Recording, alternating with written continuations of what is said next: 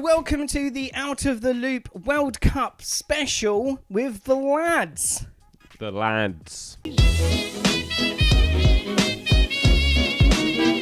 My name is Tom. My name's Chris. And I'm Dave. So the World Cup is literally upon us right now. Literally, it's Literally happening now. The game's probably already happened. I'm sure that Saudi Arabia-Russia game has blown us out of our seats, Tom. Oh, well, we were. We all saw it, didn't we, Chris? Yeah, we did. We saw it just before or at the time of recording this. Yep. Chris, what do you think of the opening ceremony? I us your think it was details. a bit of a waste of money, actually. Oh, really? Yeah, Not I just as good don't... as when China did the Olympics. What was your favourite part, though, Chris? Give us specifics. When they did that thing, you know, sorry, the words are failing me. Yeah, come on, Chris. We'll give you time. There We was can wait. spinning. There was that stuff in the air, and then there was some stuff on the ground. fireworks. The fireworks for my best bit. Fireworks. Yeah, I definitely. love love it. a There was firework. no fucking fireworks. There's no...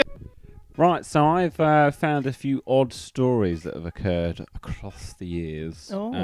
So my first one is about Zaire, which is now known as Democratic Republic of Congo. I was about to say, I think they've changed since. Yeah, thanks, Tom. Thanks for concerning that. All about geography. Where places are, isn't it? So Zaire, as they were then known, qualified for the 1974 World Cup in Germany. And though they were eliminated from the competition after losing all three of their group games, they certainly left an impact on the tournament.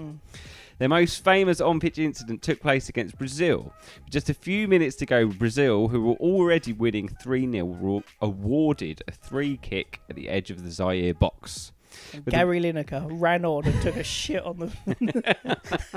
Poor Gary. With the wall set, Rivellino stood hands on hips waiting for the referee's whistle. When the official blew, defender Joseph Mwepa broke from the wall and booted the ball clear before Rivellino could move. Nice. That reminds me of, like, kids in the playground when you're like, nah, it's a free kick, then someone just runs over and kicks it. Like, no, it's a free kick. And they're like, I just got it. You're like, oh. And then they run down and score, and Yeah. then they all celebrate something. No, it's still a And free you're like, kick. it's still a free kick. And everyone's like, oh, just let it go. No, that's the game. That's the rules. It looked as though Mwepa wasn't entirely sure what was going on, but there was World method. Cup. But there was method to his madness. Okay. Zaire had already been humiliated in their last match by Yugoslavia, losing 9-0 in group game number 2. That's got to be a record, right? Losing that many at a World Cup final. I'm not sure, but I'd imagine it would It's be up gotta there. be. Such was the embarrassment at the result in their home country. Military dictator and president Mobutu Sese Seko had threatened the players before their match with Brazil, telling them if they lost 4-0, they would not be allowed to return to Zaire. Mwepu said, President Mobutu sent his presidential guards to threaten us. They closed the hotel to all journalists and said that if we lost 4-0 to Brazil, none of us would be able to return home.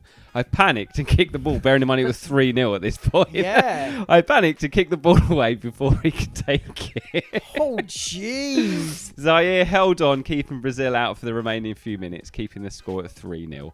The players were allowed to return to their homeland. And they tried to get there on a stolen bus.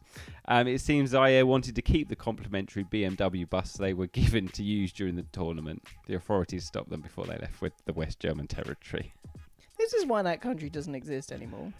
Oh, is It does. It just has a different Just name. changed its name. Yeah, but they were like less... You know when you're like, like I need a clean new break. start. Yeah, Yeah, let's yeah. just... Like witness protection. Yeah, all of this stuff. Let's just forget about it. Now, did you guys used to collect your Panini stickers? I did. Yeah? It happened in my house. To That's a you no. or just... Two or your brother? two or- older brothers. Yeah, so they collect... they collected Panini stickers. I sometimes watched them stick them in. Oh, so you didn't have any of your own at all? Not that I recall. I have one now, actually. I have a load of unopened sticker things. I bought it in the airport. What for this year? for this Yeah. World Cup? Well, Yeah. Christopher, they're Well, quite expensive. I don't know They if you are. know this.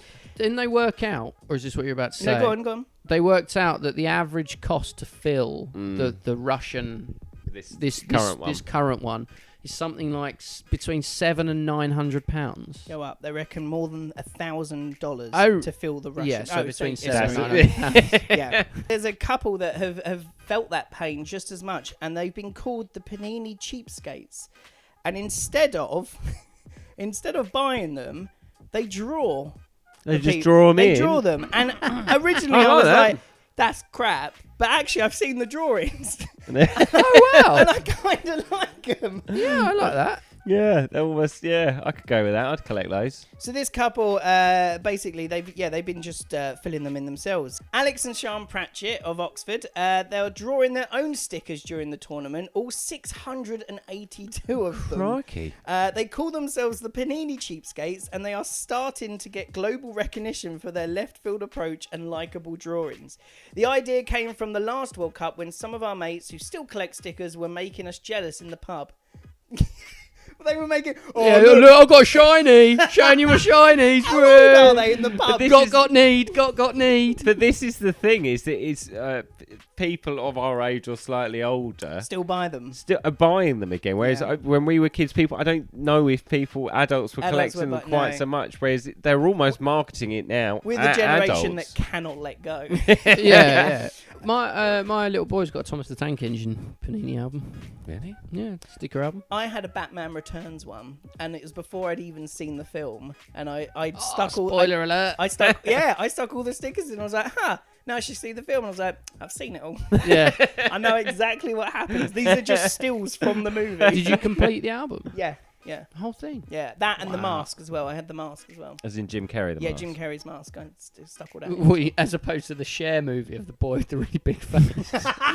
Yeah. That famous Panini album. There was Collect them all. Which part of the face is that? I don't know. Yeah. Oh, it's 7 stickers to complete it. Did you get really funny about making sure that the stickers were stuck? Oh, God, Oh, right, yeah. They had to be right. Or what's the point? You throw the whole page away. Yeah, it did annoy me. Oh. And then every time you flick through it, you have to... you notice it and you remember that mistake. You remember that you rushed them when you got home from school. The couple had no art experience, but ended up drawing the entire Brazil 2014. 2 years later, they did the same for the Euros. By then, Panini Cheapskates were getting a lot of positive vibes on social media while building up a following. Alex and Sian, both charity workers, were able to raise thousands of dollars for a range of charities. What started as a bit of fun was taking over the Pratchett household. So how much do you guys know about the World Cup? Would you say you guys know quite a bit? This World Cup? No, just World Cups World Cups general. Are you going to quiz us? What about World Cup mascots? How well do you know World Cup mascots? I reckon I could have a stab. So the first one I'm going to show you is, and I'm going to give you the name of them, of the characters, right? Right, okay. So they're... Bert and Ernie, isn't it? Tip and Tap.